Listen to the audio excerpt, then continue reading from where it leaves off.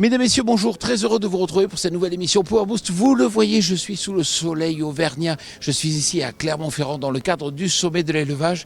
Alors vous allez découvrir des matériels, de l'innovation et puis aussi notre plateau télé avec beaucoup de thématiques qui ont été abordées durant ces 3 jours du salon. Top départ pour cette nouvelle émission Power Boost.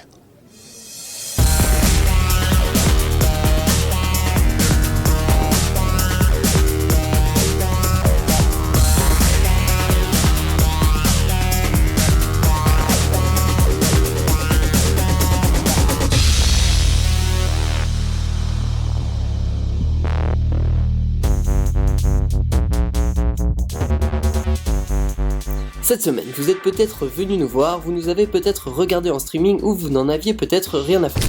Nous étions au sommet de l'élevage et confidence pour confidence, c'est un de nos salons préférés.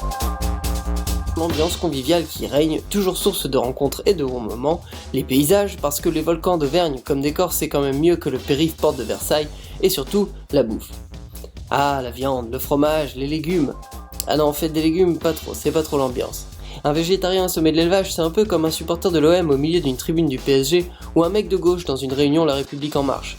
Si tu veux pas finir avec du goudron et des plumes, tu te tais et tu attends que ça se passe. C'est pas le moment de la revendication. Au programme de la visite, une belle initiative du gouvernement. Non, je rigole. Une belle initiative du constructeur Lindner qui a décidé de fabriquer en série un tracteur pour personnes à mobilité réduite, un vrai pas en avant pour montrer que le monde agricole prête attention aux personnes qui, malgré leur situation de handicap, ont les compétences et la motivation nécessaires pour exercer leur métier, qui est souvent une passion. On fera aussi un tour des innovations dans les allées du sommet, avec notamment une machine qui vous permet de vous protéger des gaz mortels, une invention qui aurait pu vous être utile durant ces 3 jours si vous vous êtes rendu dans les toilettes du rez-de-chaussée du sommet. Ce sera peut-être pour l'année prochaine. Je vous laisse sur cette blague plus que douteuse et je vous souhaite une bonne émission. Malheureusement, un accident est si vite arrivé qu'il devient parfois impossible de pouvoir exploiter. Pourtant, certains constructeurs ont travaillé des solutions, notamment un constructeur qui a eu un sommet d'or.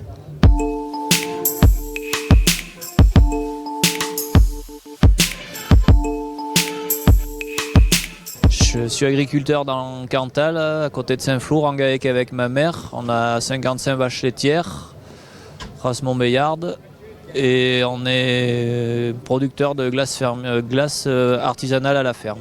Suite à un accident de moto à côté de chez moi, j'ai décidé de m'installer sur l'exploitation. Donc on a fait aménager un tracteur et aujourd'hui je vois que la marque Lindner aménage des tracteurs directement d'usine et c'est vraiment très intéressant d'avoir un tracteur de ce type-là sur une exploitation par rapport aux gens handicapés.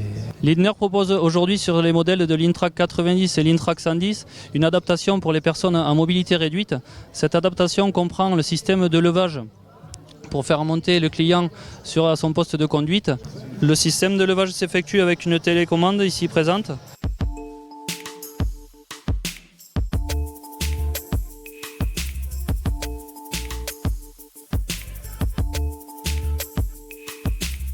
Une fois que le système va être à sa hauteur, on va venir faire tourner le siège pour qu'il vienne à hauteur du siège passager.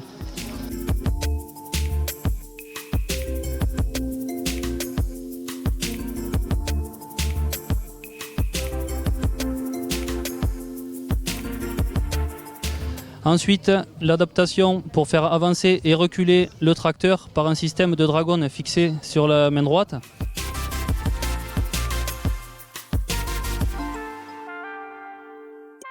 Ce tracteur-là, aujourd'hui, on n'a plus besoin de se servir ni des jambes. Tout est fait à la main. On peut se servir que des mains pour pouvoir conduire le tracteur sur l'exploitation grâce au système Dragon. Cette Dragon permet de faire avancer ou reculer le véhicule. Ce véhicule est équipé d'un système de transmission à variation continue. Donc avec cette gâchette, on fait avancer ou reculer le véhicule tout progressivement de 0 à 40 km/h. Le système de freinage s'effectue avec cette commande qui permet de venir stabiliser le tracteur et d'immobiliser le tracteur. Le système pour atteler et dételer tous les outils nécessaires à l'élevage, donc que ce soit au niveau hydraulique et prise de force. Et ensuite, le système donc, du chargeur qui permet de dételer et d'atteler le chargeur sans descendre du poste de conduite. Le tarif de ces équipements est aux alentours de 20 000 € hors taxe et disponible de suite.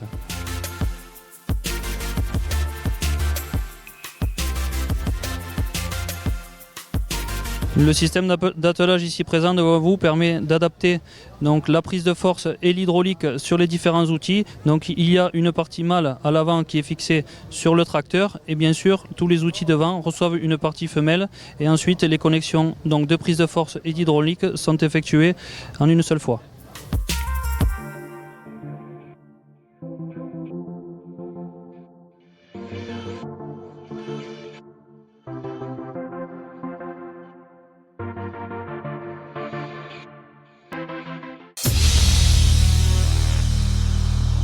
C'est parti pour un petit tour dans les allées du salon avec Jean-Paul qui nous a dégoté quelques innovations plutôt innovantes. Vous voyez ce petit boîtier, il est vraiment intelligent, il s'appelle Martin Protect, c'est très simple, vous l'installez sur le fil électrique de votre clôture et si jamais ce dernier vient à se rompre, il mesure les intervalles entre deux impulsions. Et lorsqu'il y a rupture, il n'y a plus d'impulsion, il vous envoie un SMS et il vous demande d'agir au plus vite. Alors, il ne coûte pas très cher, 69 € hors taxe. Alors on le sait, dans le futur, tout sera connecté. Mais si aujourd'hui vous avez un temps calé et que vous n'avez pas envie forcément de le changer, de réinvestir, il existe des solutions grâce à une société qui s'appelle Stellapse. C'est une start-up qui se trouve en Normandie, qui importe des produits notamment venant d'Inde. Et pour 1 500 €, vous pouvez réinstaller tout ce qu'il faut comme capteur pour que votre temps calé vous prévienne des principaux paramètres directement sur votre téléphone portable. C'est une info dont on a beaucoup parlé dans les allées du sommet de l'élevage, c'est le fait que Kuhn deviendra le seul actionnaire d'Artec à fin 2018. C'est pas vraiment étonnant, Blanchard avait des actions chez Artec et Blanchard appartient à Kuhn. C'est une belle prise parce que Artec c'est le premier constructeur sur le marché français des automoteurs. S'il y a une technique intéressante, c'est bien le stockage des céréales en silo boudin. Elle est intéressante sur le plan économique, sur le plan technique, mais la reprise doit se faire à la main. Et vous savez qu'il y a eu dans le passé des cas de décès de salariés et même d'un enfant suite au dégagement parce qu'il y avait un taux d'humidité trop important d'hydrogène sulfuré. Aujourd'hui, il existe une machine. C'est une machine qui est intéressante parce qu'elle vient se mettre à l'avant d'un tracteur ou à l'arrière. Elle peut être portée aussi par un télescopique. Et vous voyez, elle est capable de pouvoir charger directement du silo boudin. À l'arrière, il y a une pesée qui peut être réalisée et ainsi vous pouvez distribuer l'aliment sans aucun danger. Mais si souvent nous avons dû aller vers les innovations, parfois c'était elles qui venaient à nous, jusque sur le plateau. Et la grande nouveauté, c'est l'herbomètre connecté. On connaissait l'herbomètre, sauf que maintenant il est connecté. Absolument, alors là c'est vraiment une petite révolution aujourd'hui. L'herbomètre connecté, d'une fabrication toujours irlandaise, Truner Technologies, qui nous propose un appareil 100% connectable, qui va fonctionner avec une application et va permettre de mesurer la biomasse de votre exploitation pour la mise à l'herbe. Et ça, c'est important. Mais oui, parce qu'on le sait, estimer la quantité d'herbe disponible, c'est prioritaire aujourd'hui dans la gestion. Exact. Et puis, il faut reconnaître aussi que là-dessus, il y a un gain. Et le gain, c'est quoi? Par optimisation, par anticipation de l'herbe, qui est une production plus ou moins gratuite, on va pouvoir proposer à l'éleveur 4 tonnes de bénéfices à l'hectare de matière sèche. Donc, ce n'est pas rien. Comment on l'utilise? Comme un herbomètre traditionnel? Alors on l'utilise par calibrage GPS, il va fonctionner par Bluetooth entre votre téléphone et l'appareil. Vous allez prendre des mesures de vos parcelles, d'accord, dans chaque angle, et ensuite vous allez déterminer en vous promenant dans votre parcelle, de la façon moyenne, faire des relevés d'épaisseur d'herbe qui vont rentrer instantanément dans vos smartphones. De ce fait, vous aurez l'historique de toutes vos parcelles avec votre biomasse. Et on va aller plus loin, Jean-Paul. On va demain vous proposer de mesurer l'acidité du sol et la qualité d'herbe que vous allez devoir semer. Et quand vous dites demain, c'est? C'est à échéance 2019. Bon, lui, il est disponible dès à présent et Absolument. à quel prix? Il est à 1 800 € TTC, prix de vente public. Bon, merci beaucoup Alain Maté. Merci Jean-Paul. On le sait, aujourd'hui, les agriculteurs ont de moins en moins d'argent et ce qui est important, c'est l'approche prix, être capable de proposer des tracteurs le moins cher possible. On en a justement débattu sur notre plateau télé. Alors, si on regarde un peu les chiffres, on se rend compte que le prix des matériels agricoles en 10 ans sur l'INSEE a augmenté de 18% de façon globale, 19% pour les tracteurs, 20% pour les outils de travail du sol, les matériels de récolte 16% et les remorques qui n'ont pourtant pas beaucoup de technologie, 23,2%. En gros, de 1 à 2% tous les ans. Philippe Estanov, ça a toujours été le cas? Oui, le matériel agricole a toujours augmenté parce que la technologie a augmenté. Mais en plus, cette technologie est très demandée par les agriculteurs. Donc automatiquement, les constructeurs, les distributeurs fournissent cette technologie et automatiquement, cette technologie a un coût. Le machinisme agricole est un outil de production pour l'agriculteur. Il fait partie intégrante du coût de production, quelles que soient les productions.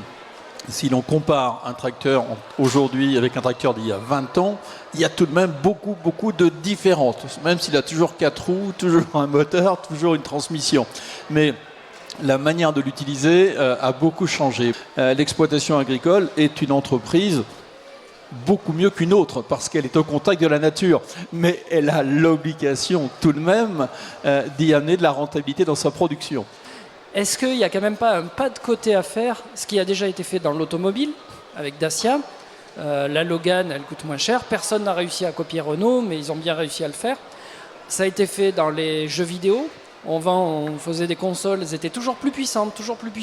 Puis tout d'un coup, Nintendo a dit non, je vais créer un truc qui n'existait pas, c'est la manette qui bouge, mais elle sera moins puissante et moins chère à produire. Et ils en ont vendu 10 fois plus. Est-ce qu'il n'y a pas une stratégie Océan Bleu, le nom de cette stratégie, à mettre en place pour que ce matériel soit performant, économique et finalement qu'il ajoute quelque chose qui n'existe pas, comme pourquoi pas de la méthanisation à la ferme pour faire tourner le tracteur? Si on prend le prix d'une Mosbat, le prix d'une Mosbat a pratiquement triplé. Mais actuellement, une Axel Flow, elle fait le boulot de pratiquement 3 ou 4 conventionnels. La question que nous, on se pose, c'est qu'aujourd'hui, il y a quand même une crise, il y a des problèmes. Même si on leur apporte un confort supplémentaire, une technologie qui permet d'améliorer la rentabilité, est-ce qu'on va l'améliorer suffisamment pour compenser ces baisses de revenus? Mais on parle des tracteurs où il y a une technologie sur du matériel d'accompagnement, charrue, faucheuse, faneuse, même les remorques, d'accord, on peut changer le système de freinage. Il n'y a pas un apport technologique tel qui justifie systématiquement des hausses. Même, alors on est conscient, les matières premières augmentent, etc. Il y a des hausses qu'on comprend, il y en a d'autres qu'on comprend moins. Et c'est là où on se retourne vers nos constructeurs et on leur dit attention, soyons attentifs, il y a plein de pistes à exploiter. L'autre piste à explorer, c'est faire en sorte d'avoir le juste matériel pour le juste coût de production. Il y a aussi sans doute à réfléchir sur le niveau d'équipement des agriculteurs français, sur le sous-équipement, le suréquipement, on prendra le qualificatif que l'on veut, mais l'agriculteur a de plus en plus besoin de connaître parfaitement ses besoins pour un coût de production maîtrisé. Donc on a l'impression que dans l'évolution des mentalités, c'est vrai qu'il y avait eu différents facteurs dans le passé qui avaient incité toujours à dire acheter plus gros, acheter plus grand. La presse par exemple qui faisait toujours des publicités pour des tracteurs plus beaux, plus gros, plus puissants, ça peut-être ça va reculer. Peut-être que vous les concessionnaires, vous allez rentrer dans des schémas peut-être moins de vente et peut-être plus de location. Bercy a l'air un peu d'évoluer à la demande de la profession agricole, ça a été porté par la FNSEA notamment ces projets. Et il faut qu'on change le monde qui nous entoure. Madame, messieurs, merci beaucoup. On pourra en parler toute la soirée. Mais voilà, c'est fini. Merci à vous. Merci, au revoir.